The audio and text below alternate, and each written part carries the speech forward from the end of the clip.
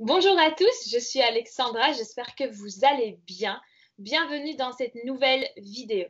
Aujourd'hui, je souhaitais partager avec vous une interview inspirante. Et pour ça, je vous présente Marielle, qui est entrepreneur, elle est coach en images, mais vous allez le voir et le comprendre très vite, elle n'est pas une coach en images comme les autres.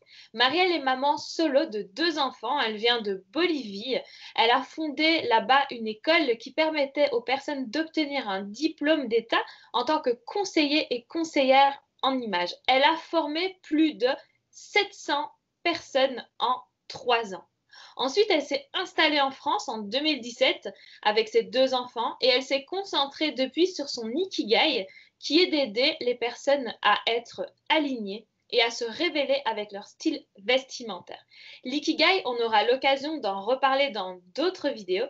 Donc n'hésitez surtout pas à vous abonner à ma chaîne et à liker et commenter cette vidéo parce que Marielle et moi-même prendrons le temps de répondre à chacune de vos questions. Être conscience de votre potentiel, de votre puissance féminine et l'exprimer de l'intérieur vers l'extérieur. Alors du coup, on va commencer l'interview. Marielle, est-ce que tu peux nous expliquer, enfin je viens déjà un peu de le faire, mais est-ce que tu peux nous expliquer avec tes mots ce que tu fais exactement dans la vie? Oui, bonjour Alexandra, merci pour l'invitation. Je suis très ravie d'être parmi vous. Et donc voilà, tu as tout résumé en quelques mots.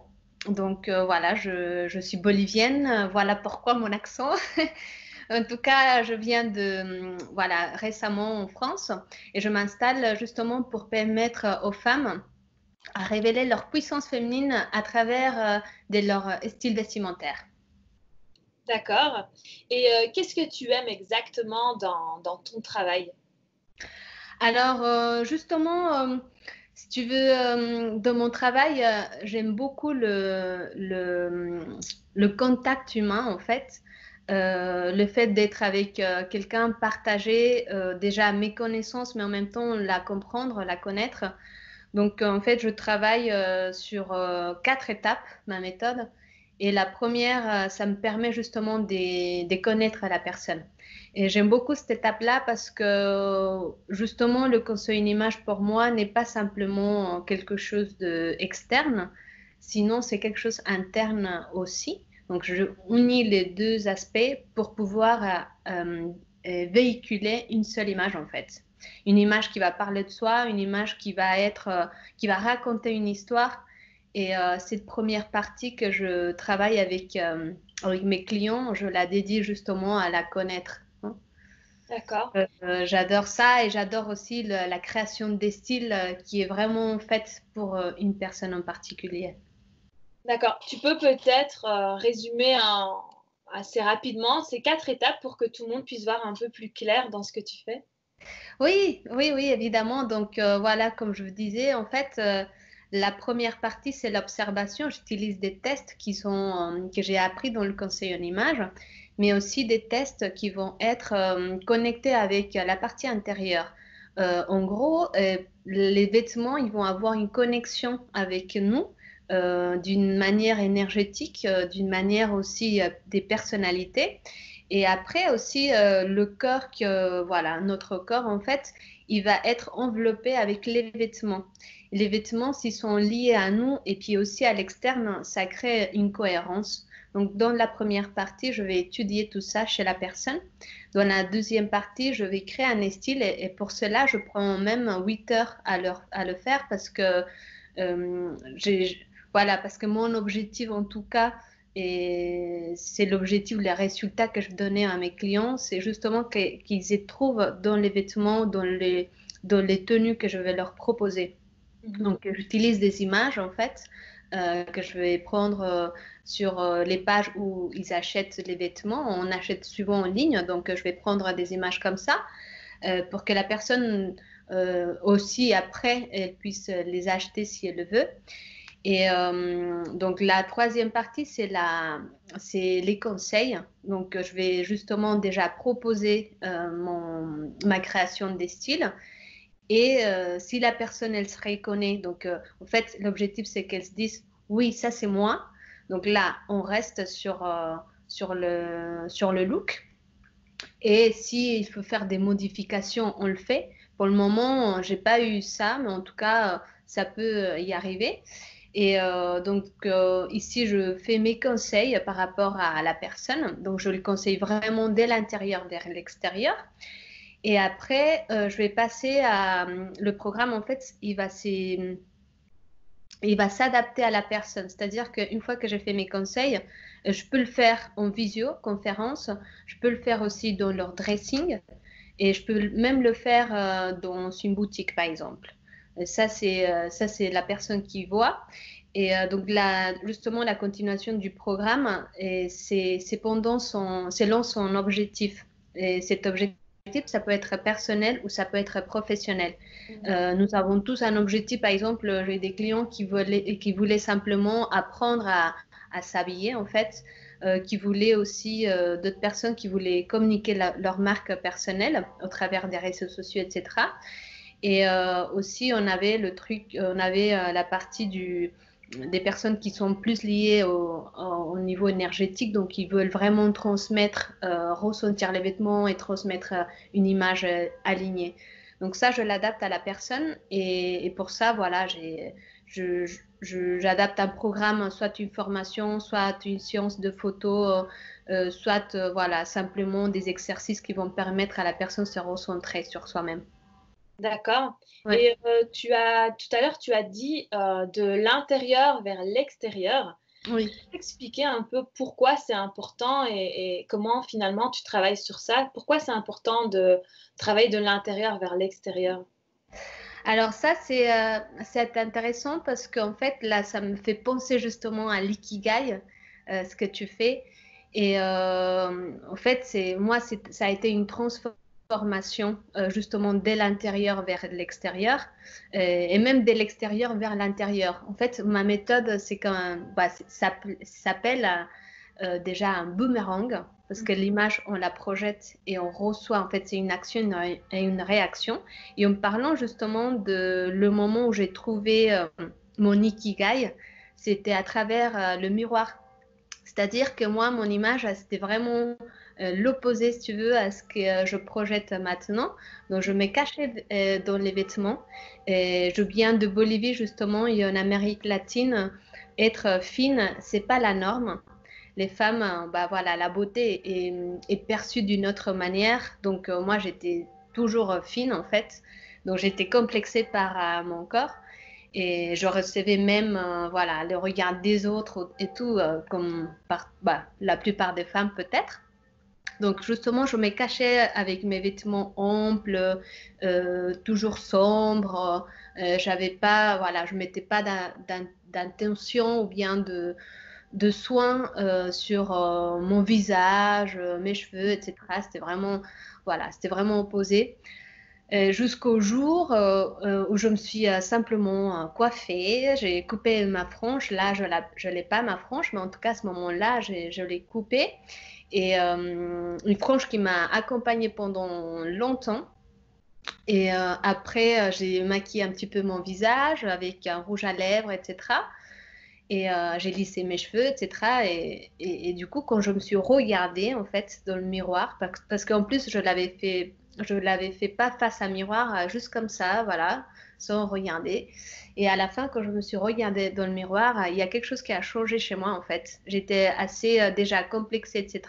Mais j'étais assez timide et je manquais de confiance en moi. Donc, le moment que je me suis regardée dans le miroir, j'ai eu un déclic, en fait. Voilà, il s'est passé quelque chose. Je me suis retrouvée belle et du coup, j'ai senti justement de la confiance à ce moment-là précis.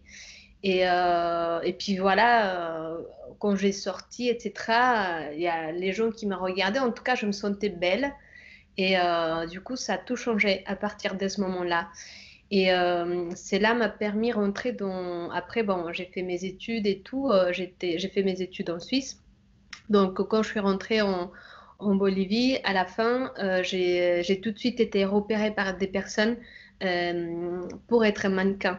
Donc, comment j'assumais mon style, en fait, c'est déclic a fait que je puisse m'assumer en tant que femme et en tant que style vestimentaire, parce que j'ai toujours aimé les choses, en fait, vestimentaires parlant, les choses qui pètent, les couleurs qui pètent, les couleurs fortes, des chapeaux, etc., qui prennent la place, on va dire. J'ai toujours aimé ça, mais je l'utilisais pas, en fait, je l'assumais pas.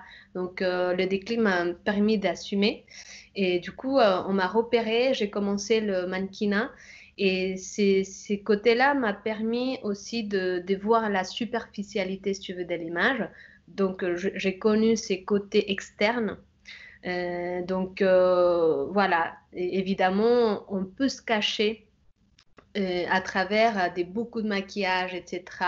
Mais dedans, les femmes que j'ai connues pendant cette époque-là, elles étaient vides aussi, c'est-à-dire qu'elles manquaient quand même de confiance. On croit qu'une personne qui est vraiment, voilà, qui a un super look, etc., une mannequin, etc., est vraiment parfaite, mais en fait, ça peut être aussi une masque. Donc, j'ai sorti de ce milieu-là parce que voilà, c'était pas l'endroit où je voulais appartenir. Et je me suis introduite à mon intérieur. Donc là, j'ai connu justement cette partie intérieure parce que je me disais, ok, c'est joli d'être bien, voilà, repéré, etc., etc. Mais voilà, ça reste vide. Donc je suis rentrée dans l'intérieur et dans l'intérieur, j'ai connu justement cette beauté intérieure qui n'est pas justement avec tout ce qu'on peut mettre à l'externe. Donc c'est là, ça vient, cette côté externe et interne.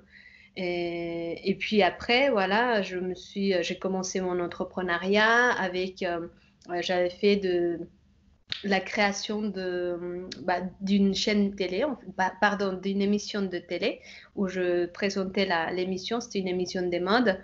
Et j'avais fait aussi la production de photos des modes, et tout ce qui était des choses dans la mode en fait. Et à la fin, j'ai fait une académie de mannequinat.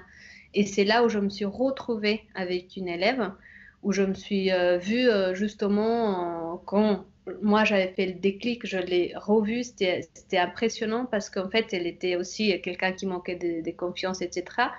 Et quand je le fais, toute la production, maquillage, coiffure, etc., elle a retrouvé son sourire et c'était incroyable.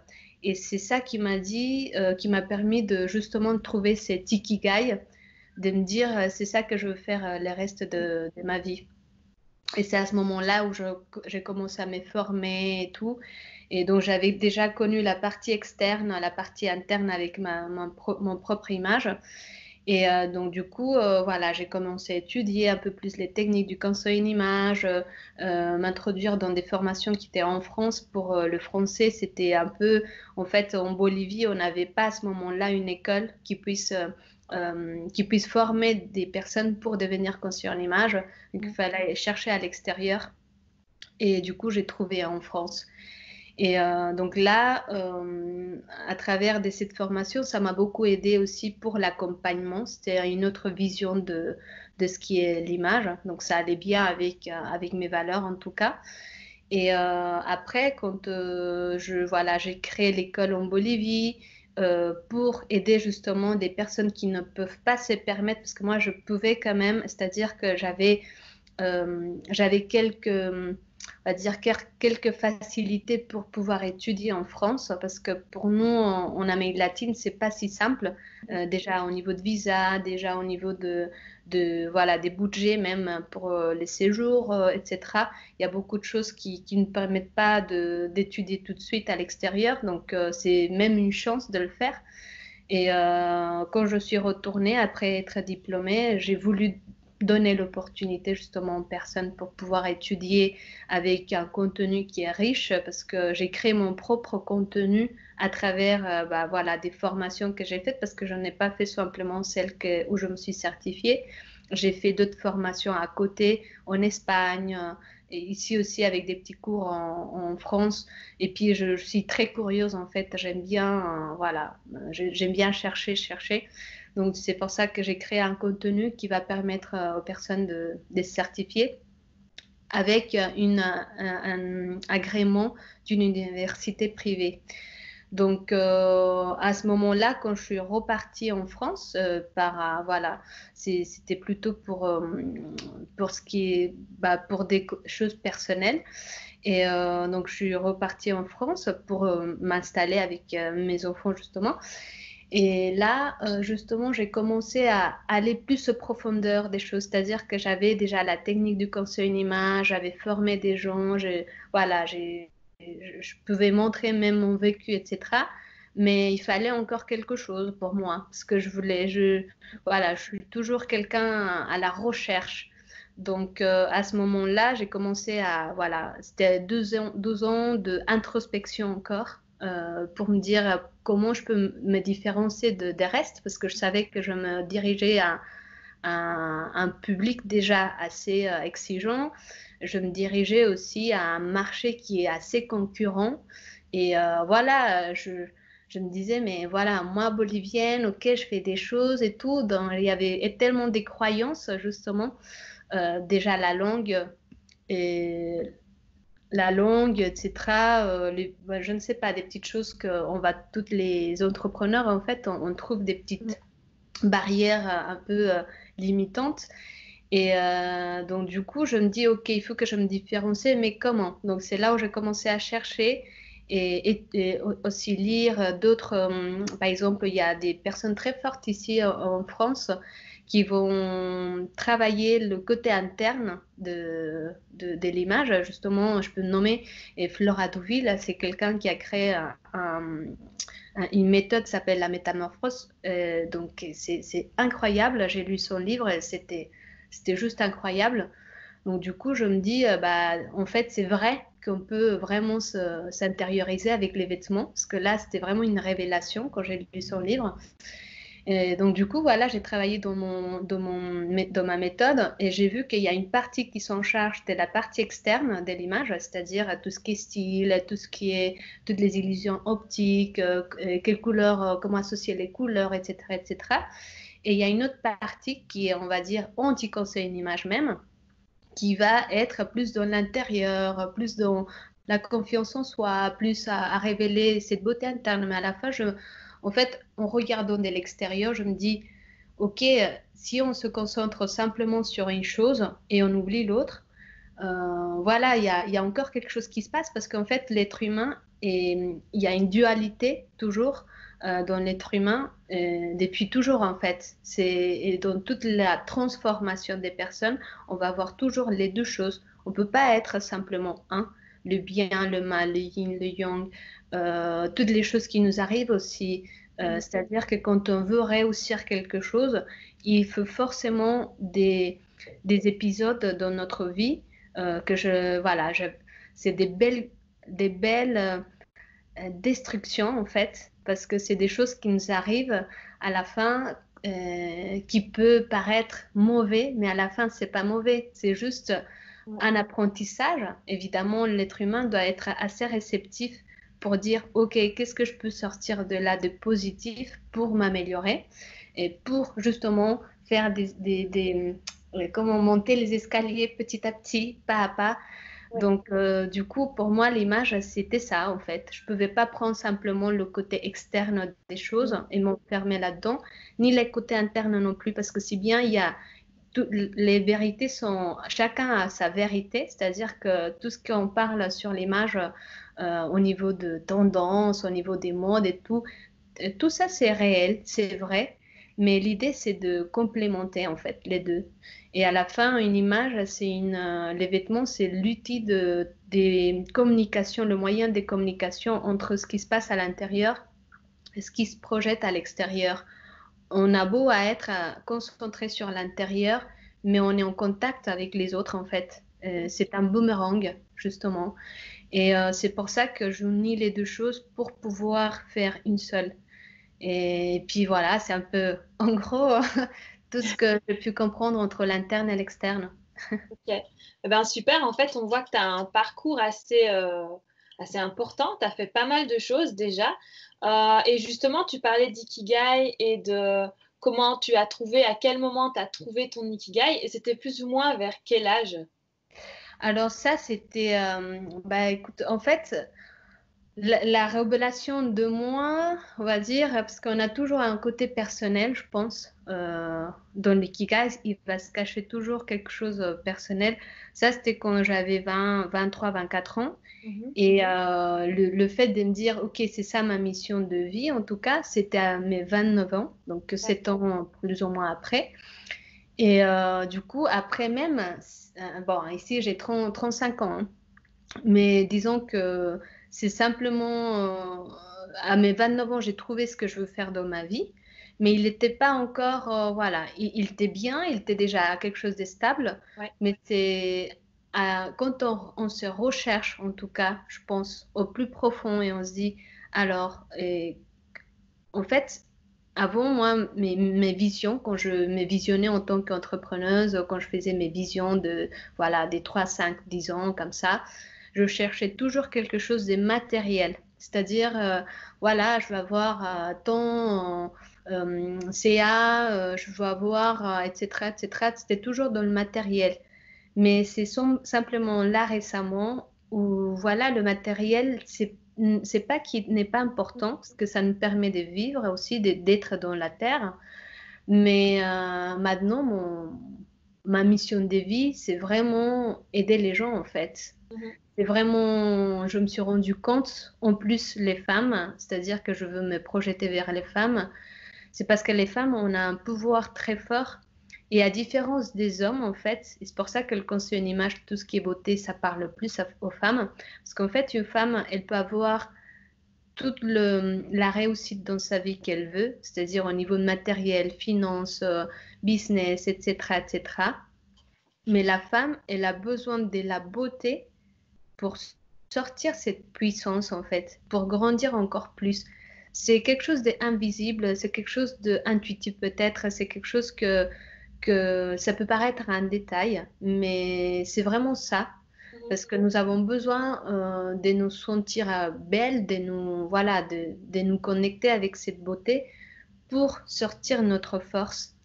Tandis que les hommes, ils ont besoin de la conquête, c'est-à-dire les hommes sont des chasseurs, voilà, depuis toujours. Donc, ils ont besoin de réussir quelque chose, ils ont besoin de se... sa force est mesurée par rapport à la conquête, en fait, hein, avec tout ce qu'ils vont avoir. La femme, c'est différent. Et donc, c'est pour ça que je me dirige vers les femmes et puis je veux les amener vers comme empowerment, voilà, c'est le pouvoir féminin en fait que je veux faire sortir et, avec les femmes en fait, et à travers de la beauté, à travers de ce que je sais faire en fait. Donc c'est voilà, mon ikigai en fait, ça transforme et c'est récemment où je me suis sentie vraiment alignée à ce que je fais. Alors du coup, justement, je voulais savoir si tu avais un rituel, enfin, ou plusieurs petits rituels que tu mets en place tous les jours pour rester vraiment focus sur cet ikigai que tu as pu trouver. Oui, exactement. En fait, oui, je maintiens un rituel. Donc, déjà le matin, je commence avec des affirmations pour la journée. Après, j'ai mon vision board que je l'ai près de moi, près de mon lit en tout cas. Et puis, je me réveille, je regarde et je me rappelle mon objectif. Après, dans la journée, en fait, j'essaye de chercher 5 moments de la journée. C'est un exercice qui m'a beaucoup aidé pour pouvoir être présente et surtout pour pouvoir avoir cette sensation de gratitude. Donc, c'est ces 5 moments, en fait, dans la journée qui, c'est le moment waouh, c'est-à-dire le moment qui était magnifique, par exemple, comme ces moments-là, ça va être mon moment waouh. Après, c'est le moment de fierté. Par exemple, quand j'ai fait mes tâches de la journée, je me planifie beaucoup dans la journée. Donc là, si j'ai fait mes tâches, donc ça va être un peu ma fierté. Ou ça peut être aussi une fierté de mes proches. Après, c'est le moment où j'étais pour les autres, c'est-à-dire le moment où je pu, avec un petit conseil, avec un petit détail, C'est j'étais la pour l'autre. valeur. Oui. Ça. Et après, c'est la gratitude. Donc la gratitude, voilà, pour toutes les choses que j'ai pu avoir, ou même pour tout ce que j'ai déjà. Mhm. Parfois, on veut, on cherche à avoir, mais on a déjà aussi. Ça, c'est magnifique. Et donc voilà, du coup, normalement, c'est les 4 moments, le moment wow et le moment d'être pressant, c'est-à-dire que le moment où je me suis sentie plus pressante dans la journée. Et avec ça, j'ai mes 5 moments de recherche, en fait, que je le mets dans un petit cahier le soir avant de dormir. Et puis aussi, je fais la méditation donc tous les matins, 10 minutes avant de commencer ma journée voilà, un peu pas des stress, mais des actifs. Ouais. Et puis, je me donne aussi un temps maintenant, après les confinements, en fait, je me donne un moment pour moi. Parce qu'avant, c'était toujours, j'ai remarqué que pendant les confinements, bah voilà, c'était soit mes enfants, soit le travail, et puis ça enchaînait, enchaînait, enchaînait tout le temps. Et après qu'il s'est couché, je travaillais encore, donc c'était vraiment Et à un moment, en 12 semaines, j'étais au plus bas au niveau voilà, physique, moral, tout ça. Je ne comprenais pas pourquoi, mais en fait, c'était une surcharge mentale et physique. Donc, du coup, à partir de ce moment-là, je me donne même une demi-heure dans la journée, à la fin de la journée, pour penser à autre chose que c'est pas le travail et pour me donner du temps pour moi aussi, même regarder un film, je ne sais pas, mais quelque chose qui me fait plaisir en fait. Mm. D'accord. Ok.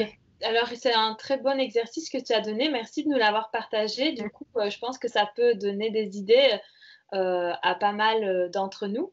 Et la méditation, 10 minutes, hein, c'est bien 10 minutes, c'est déjà pas mal. On n'est pas obligé de passer 45 minutes en position du lotus pour méditer. Donc, 10 minutes par jour, c'est déjà nickel, c'est top. Et alors, j'avais une dernière question. Est-ce que tu peux donner un conseil pour toutes les personnes qui sont justement à la recherche de leur ikigai? Quel serait ton conseil à toi, Marielle? Alors, oui, en fait, bah, le conseil que je peux donner, c'est déjà, c'est nécessaire de se poser la question, si moi, ça m'a aidé en tout cas, si vous êtes heureux en fait. C'est tout simple. Et je vais revenir à une anecdote, mais c'était un peu ça qui m'a permis justement de sortir un peu de tout ce qui était construit. Et l'univers est si grand parce que tout se met en place pour pouvoir faire ce qu'on souhaite. Moi, je travaillais avant en Bolivie, avant de faire l'entrepreneuriat, je travaillais toujours même si j'avais fait des grandes études et tout, mais à la fin, je trouvais pas de travail sur mon domaine et je travaillais beaucoup comme secrétariat, comme réceptionniste et je ne veux pas dire que voilà, que c'est un mauvais endroit, c'est-à-dire il y a des personnes qui se comblent là-dedans, voilà, qui s'épanouissent là-dedans, et c'est un travail très reconnaissant en plus parce que voilà, on est au service des autres, en plus on a tout, des fois la secrétaire est quelqu'un qui va gérer même une entreprise. En tout cas, pour moi, c'était pas l'endroit qui me comblait, malgré que j'étais tout à ce moment-là. J'avais une bonne poste, euh, au niveau financier, tout ça se passe bien, etc. J'avais le temps pour moi, c'était tout génial, mais je n'étais pas à ma place, on va dire. Et à ce moment-là, je me suis posé la question justement, qu'est-ce qui me ferait heureuse en fait? Parce que je n'étais pas heureuse, malgré que j'avais tout ce que je voulais, tout en fait, mais je n'étais pas heureuse. Donc à ce moment-là, je me suis fait confiance parce que c'est très important aussi que quand on se parle à nous-mêmes, il peut venir un mot qui n'a rien à voir. Et moi, le premier mot qui est venu, c'était la production. Voilà. Ça n'a rien à voir avec tout ce que je fais maintenant. Je savais à ce moment-là, malgré que je faisais un petit peu de mannequinat pendant que je travaillais aussi pour les horaires extra, etc. Mais production, ça me disait rien. Je ne savais même pas qu'est-ce que ça veut dire.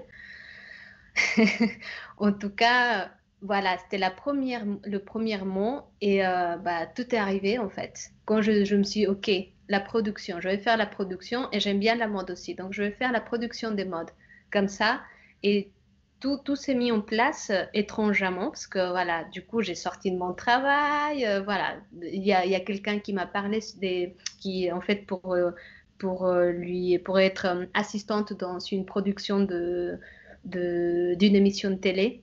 Donc, c'est là où j'ai appris énormément des choses aussi.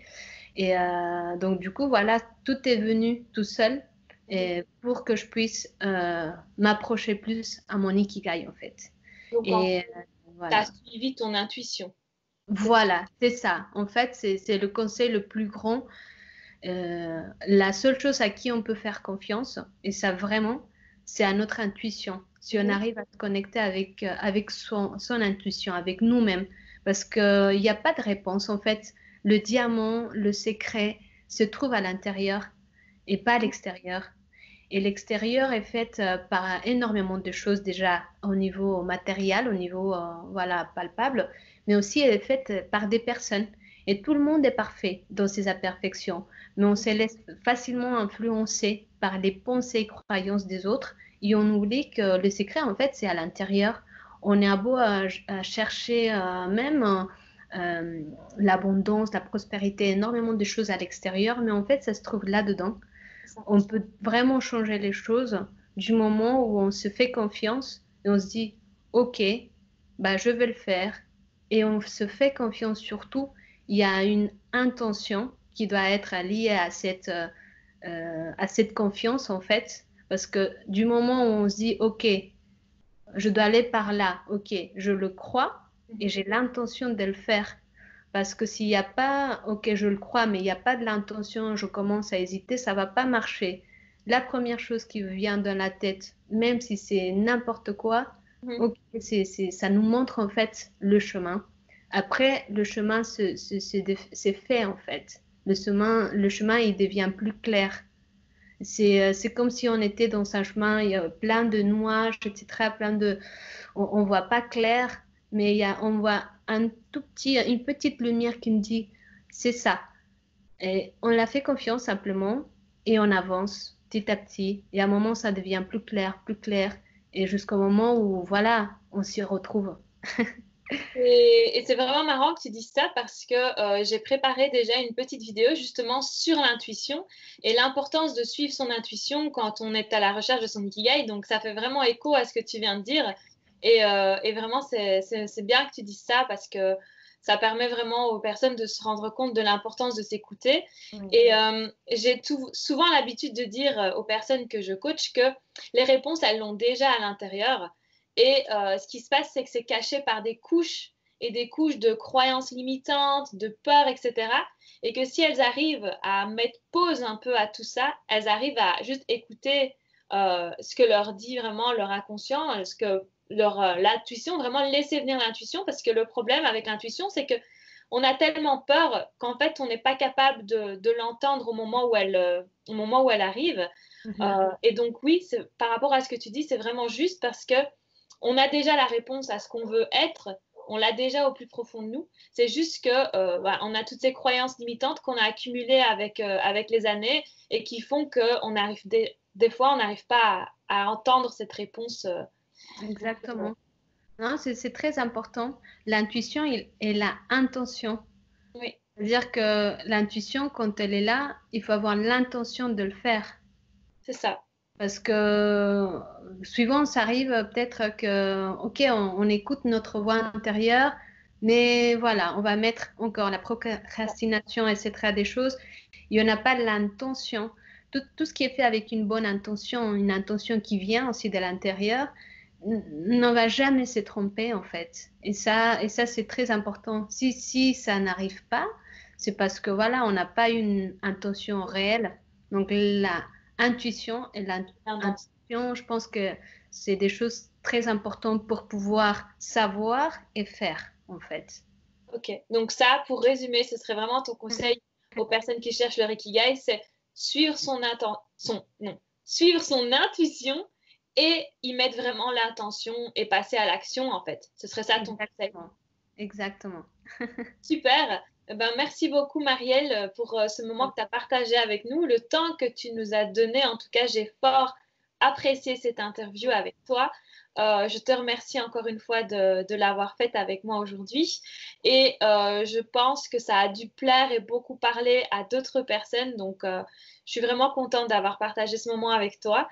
Si je peux me permettre de donner un petit conseil que j'ai reçu de quelqu'un qui est très proche de moi et que j'aime beaucoup, en fait, c'est plus plus tôt on trouve notre ikigai, on aura plus de temps à l'expérimenter et le vivre en fait, et aussi à le transmettre aux autres. Ben, c'est super. Sur ces mots, sur ces jolis mots, on va se laisser. Merci encore Marielle. Merci à vous d'avoir regardé cette vidéo. Et donc, je vous dis à très vite.